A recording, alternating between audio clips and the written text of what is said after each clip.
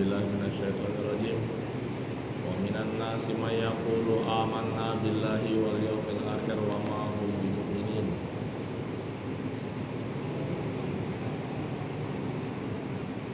Wa idza qila lahum aminu kama amanan nas qalu anu'minu kama amana sufaha.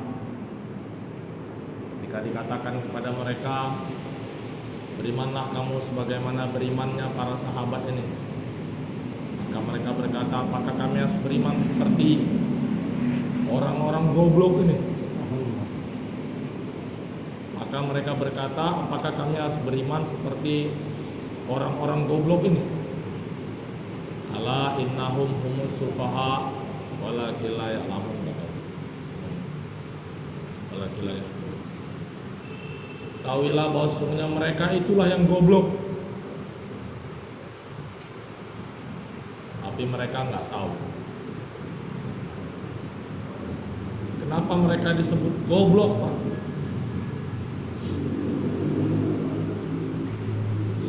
Allah Subhanahu wa taala berfirman, "Mataluhum kamatalil ladzi istauqada naro, falamma adaa'at ma haulahu dhahaballahu binurihim wa tarakahum fi dhulumatin la yubsirun." Kenapa orang-orang tadi disebut goblok? Karena dia mau ibaratnya dia seperti mau menyalakan lampu. Tapi lampu sudah menyala, dia merem. Lampu sudah menerangi sekitarnya, dia malah merem. Apakah bakal kelihatan? Nggak bakal kelihatan. Begitulah perumpamaan orang-orang yang berdoa kepada Allah setiap hari. Ihdinas siratal mustaqim. Tunjukilah kami jalan yang lurus ya Allah. Allah kasih tunjuk dia jalan yang lurus, tapi dia begitu salam langsung pulang. Masih mending kalau di rumah dia baca Quran. Dzalikal kitabul la raiba fih hudal lil muttaqin. Allah Subhanahu wa taala jawab permintaan kita. Minta apa? Minta petunjuk. Allah kasih petunjuk. Dzalikal kitabul. Itu dia kitabnya la raiba fih, tidak ada keraguan dalamnya. Hudal lil muttaqin, petunjuk bagi orang yang bertakwa. Masih mending, Pak. Pulang dia ke rumah, dia buka kitabnya. Maka dia inilah orang yang meminta kepada Allah. Allah jawab permintaannya. Kemudian dia mengambil manfaat dari jawaban Allah. Inilah ibaratnya orang yang menyalakan lampu. Lampu telah menerangi sekitarnya. Kemudian dia tetap buka mata. Akhirnya dia bisa melihat keadaan sekitarnya. Oh, ternyata ini yang menyebabkan aku berantem sama istriku. Oh, ini rupanya yang bikin aku tidak akur sama anak-anakku. Oh, rupanya ini yang menyebabkan masalah di masyarakatku. Aku rupanya punya salah, punya dosa ini. Kapan tahunya, Pak? Setelah dia membaca petunjuk dari Allah Subhanahu wa taala. Lah ini dia minta 17 kali sehari semalam. Habis salam pulang, nggak tahu apa yang dikerjakan. Inilah kata Allah Subhanahu wa taala, goblok. Ulaika humus sufaha walakin la ya'lamun. Maka jamaah ini Allah Subhanahu wa taala, kita berlindung kepada Allah Subhanahu wa taala. Jangan sampai Allah golongan kita ke dalam wa minan nasi may yaqulu amanna billah wa ma hum bimu'minin. Jangan sampai kita digolongkan Allah ke dalam golongan orang-orang macam ini. Mereka berkata kami beriman kepada Allah dan hari akhir. Wa ma hum bimu'minin. Kata Allah sedikit pun mereka bukan orang beriman. Berlindung kita kepada Allah.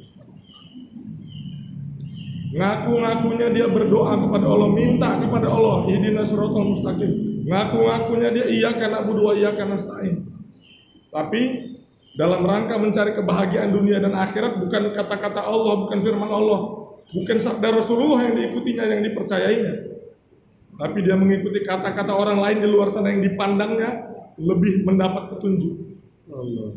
Yang diikutinya kata-kata Jack Ma, kata-kata Robert T. Kiyosaki. Dari namanya pun tahu kita dia itu nggak mandi wajib, Pak. Nggak mandi junub dia. Dari namanya. Tapi itu yang diikuti sama orang-orang yang berkata bahwa kami ini orang beriman. Maka kita berlindung kepada Allah Subhanahu wa taala dari menjadi golongan yang sedemikian. Jamaah ini muliakan Allah Subhanahu wa taala. Allah Subhanahu wa taala zat yang Maha Pengasih Maha Penyayang. Allah Subhanahu wa taala enggak mau kita ini mengalami penderitaan baik di dunia maupun di akhirat. Maka Allah Subhanahu wa taala ilhamkan, wahyukan kepada nabi-nabi supaya umat ini diajari untuk meminta kepada Allah Subhanahu wa taala hajatnya yang paling penting, yakni petunjuk. Maka kita hari ini berdoa kepada Allah. Setiap hari dalam sholat kita minimal 17 kali sehari semalam, ihdinas siratal mustaqim. Ya Allah, berilah aku, tunjukilah aku ke jalan yang lurus. Maka doa ini Allah jawab dengan menurunkan petunjuk. Allah turunkan kepada kita Al-Quran, dari kalau kita mulai berarti hudal mustaqim, dan Allah juga turunkan kepada kita penunjuk jalannya.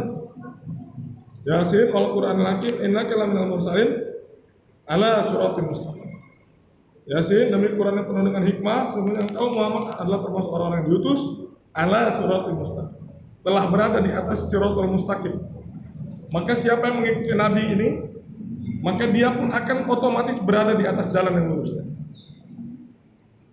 Wa anibuduni hadza siratul mustaqim dalam surah Yasin. Apa itu siratul mustaqim? Mengabdilah kepada Allah Subhanahu wa taala. Inilah dia siratul mustaqim. Kata Allah Subhanahu wa taala.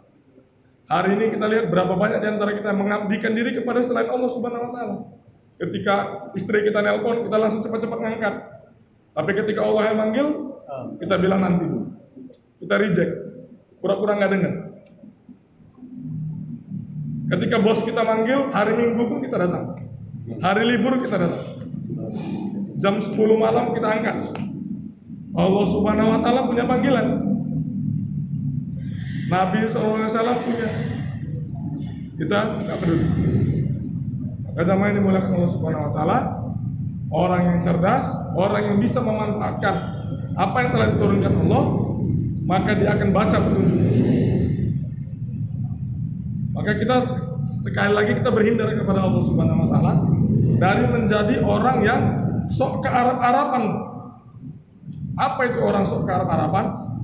Dia minta petunjuk, dia pulang ke rumah, dia baca Quran, Sadaqallahul Azim, dia tutup. Sok ke Arab-Araban, Pak.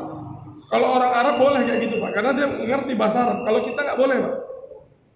Kita baca Quran, Pak, buka, baca Bismillahirrahmanirrahim sampai Sadaqallahul Azim, tutup. Kita cuma dapat pahala, Pak. Padahal kita berhajat kepada petunjuk. Kita punya banyak masalah dalam hidup. Berhubungan sama istri, berhubungan sama keluarga, anak-anak, sama masyarakat, di kerjaan, punya banyak masalah yang semuanya itu agar selesai masalah itu butuh yang namanya petunjuk. Maka kita berhindar kepada Allah dari menjadi orang sok Arab-Araban. Artinya mulai hari ini kita baca Quran beserta artinya, beserta terjemahan. Kalau kita nggak paham, supaya apa? Supaya Quran itu menjadi petunjuk sama kita. Maka kita akan tahu, Pak, kalau kita sudah baca Quran sama maknanya, sama artinya, tahulah kita isi Al-Quran itu apa. Maka hari ini kita merangkum saja, Pak. Isi Al-Quran itu bukan kebanyakan hukum, Pak. Harus ini, harus itu, dilarang ini, dilarang itu, bukan. Kata Imam Ghazali itu kecil kali bagian, Pak. Kalau kita hitung-hitung paling-paling cuma 3%.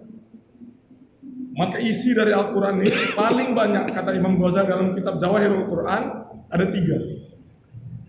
3 ini yang jarang kita bicarakan sebenarnya. Yang pertama adalah tentang Allah dan sifat-sifatnya. Maka jika inilah pembicaraan terbesar bagian dalam Al-Quran, maka hendaklah kita membicarakan hari-hari ini tentang Allah dan kebesarannya. Allah turunkan hujan. Kalau kita harus bayar itu air, berapa banyak kita harus bayar? Hari ini kita paham, kita berhutang, Pak, kepada misalnya Jepang. Banyak produk-produk Jepang yang kita manfaatkan, kita pakai. Sehingga kalau ada orang Jepang datang, kita segan. Tapi gara-gara kita lupa membicarakan kebesaran-kebesaran Allah, karunia-karunia Allah, matahari Allah istiqomahkan terbit di timur setiap pagi. Betapa berhajatnya kita kepada matahari. Tapi tak pernah kita bicarakan. Maka ketika datang perintah Allah, kita tidak punya rasa segan sama sekali. Kemudian bagian kedua yang Allah banyak bicarakan dalam Al-Quran adalah tentang hari akhir. Hari ini kita habiskan hari-hari kita membicarakan kebesaran-kebesaran dunia. Rumah ini harganya sekian, Mobil ini cepat dia, punya 6 kecepatan. Apalagi Pak, anakku sekolah di sini, lulusannya mantap-mantap itu. Kita besar-besarkan dunia. Sementara akhirat terlupa dari pembicaraan-pembicaraan kita. Sehingga akhirnya apa? Ketika muncul tawaran-tawaran rumah di dunia, kita cepat ambil. Tapi tawaran-tawaran rumah di akhirat kita nggak begitu bersemangat. Kemudian yang paling baik dalam Al-Quran adalah tentang risalah dakwah. Maka orang yang mengambil manfaat dari Al-Quran adalah orang yang berdakwah, bukan sekedar beribadah. Coba bayangkan Pak, untuk apa kira-kira Allah ceritakan dalam Al-Quran kisah Nabi-Nabi itu? Kok bukan diceritakan Allah, Nabi Musa itu sujudnya sampai legok batunya. Yang malah Allah ceritakan kisah dakwah Nabi Nuh. Nabi Nuh berdakwah kepada kaumnya 950 tahun. Nabi Ibrahim, bukan ibadahnya kepada Allah yang diceritakan, tapi bagaimana dia bersiasat dengan akal pikirnya, ini berhala, saya buat hancurin semuanya kecuali satu. Bagaimana dia menggunakan pikirnya untuk menegakkan agama Allah. Itu yang Allah ceritakan. Lah terus kita hari ini sibuk beribadah Pak. Apa manfaat yang kita dapat dari cerita itu Pak? Kalau kita malah sibuk beribadah, itu wajib Pak, sudah keharusan. Tapi kalau kita mau mendapat manfaat dari Al-Quran, maka yang mendapat manfaat dari Al-Quran adalah orang yang buat dakwah. Karena dalam Al-Quran cerita dakwah. Bahkan termasuk Habib An-Najjar, waja'a min aqsal madinati rajulun yas'a qala ya qaumi tabi'ul mursalin. Datang dari sudut kota berlari tergopoh-gopoh, berkata, "Wahai kaumku, ikutilah orang-orang yang diutus ini." Kapan Bapak ngamalkan ini ayat Al-Quran ini jadi petunjuk dalam hidup Bapak? Kalau habis waktu Bapak dalam masjid terus, Bapak nggak keluar ke kampung, nggak mengajak orang-orang di kampung untuk mempercayai orang-orang yang telah diutus. Kapan kita amalkan satu ayat ini? Coba bayangkan lagi Pak. Ud'u ila sabili rabbika bil hikmah wal mau'izatil hasanah wajadilhum billati hiya ahsan. Kata Allah dalam Al-Quran, ajaklah mereka kepada jalannya Rabbmu dengan hikmah dan mau'izah hasanah, nasihat yang baik. Wajadilhum billati hiya ahsan. Debatlah mereka dengan cara yang lebih baik, kata Allah Subhanahu wa taala. Perintahnya dakwah. Ini kapan mau diamalkan? Dan banyak sekali dalam Al-Quran kata-kata yang dimulai dari qul. Tahapan semua Pak. Qul huwallahu ahad. Katakanlah Allah itu Esa. Dialah Allah Esa. Disuruh sampaikan Pak. Qul. Katakanlah. Bukan sekedar dijikir-jikirkan saja. Disampaikan. Kapan kita sampaikan? Qul. Qul hadhihi sabili ad'u ilallah. Katakan inilah jalan hidupku. Aku mengajak kepada Allah. Surah Yusuf. Kapan mau diamalkan? Macam mana mau diamalkan? Baca Quran nggak pernah sama maknanya. Sekarang sudah baca sama maknanya, barulah tahu. Bukan kita ini diutus untuk dalam masjid saja, tapi kita diedarkan. Keluar kita bawa orang masuk masjid, keluar lagi bawa orang masuk masjid. Biar kita dibilang sama mereka itu orang-orang goblok, nggak ada ilmunya. Karena kata Allah sesungguhnya mereka itulah. Kita nggak peduli Pak. Mereka menggonggong, kafilah tetap berlalu. Maka jamaah yang dimuliakan Allah Subhanahu wa taala, orang yang mendapat manfaat penuh dari Al-Quran, dari petunjuk yang telah diturunkan Allah Subhanahu wa taala adalah orang yang mengambil kerja dakwah. Nabi Musa itu ketika hendak mengambil api di atas gunung Pak, dia pulang-pulang bawa apa?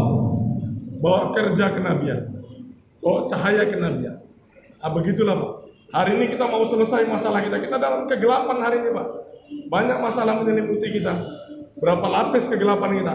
Lebih dalam gelapnya kita ini Pak daripada gelapnya Nabi Yunus waktu dimasukkan dalam perut ikan paus. Nabi Yunus masih 3 lapis saja Pak. Gelapnya perut ikan, gelapnya laut, gelapnya malam. Kita Pak lebih dalam lagi lapisan kegelapan kita Pak. Karena kita syirik. Inna syirka la dzulmun azim, kata Allah. Sebenarnya syirik itu adalah kegelapan yang dahsyat. Masih banyak Tuhan-Tuhan lain selain Allah dalam hati kita. Maka kita lebih butuh Pak untuk cahaya ini. Dan kata Allah, apa cahaya itu? Cahaya itu kamu ambil kerja kenabian. Apabila kamu buat itu, terbebaslah kamu dari berlapis-lapis kegelapan. Maka kamu akan menjadi ahli iman, diterangi dengan cahaya iman. Maka dengan cahaya itulah kamu bisa berjalan di mahsyarnya Allah nanti, dan juga di dunia. Maka kita akan selamat di dunia ini, selamat juga di akhirat. Maka semua insya Allah siap ambil bagian. Insya Allah. Siap ambil bagian untuk mengambil kerja nubuah. Kita luangkan waktu hari-hari kita untuk mengajak orang kepada amal dakwah, untuk mengajak kepada amal, bukan sekedar buat amal, tapi mengajak orang kepada amal, untuk mengajak orang kepada yakin kepada kampung akhirat, untuk mengajak orang kepada yakin kepada Allah, bukan kepada makhluk, apalagi yang di kantong kita ini, Pak. Maka jamaah yang dimuliakan Allah Subhanahu wa Ta'ala, kami ada satu jamaah 7 orang dari Medan.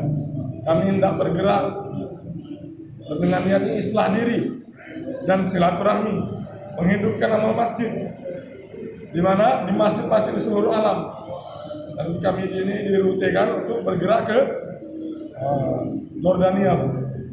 Maka kami di sini ini transitlah beberapa hari. Mudah-mudahan bapak-bapak sekalian bisa mengambil manfaat dari kami ini.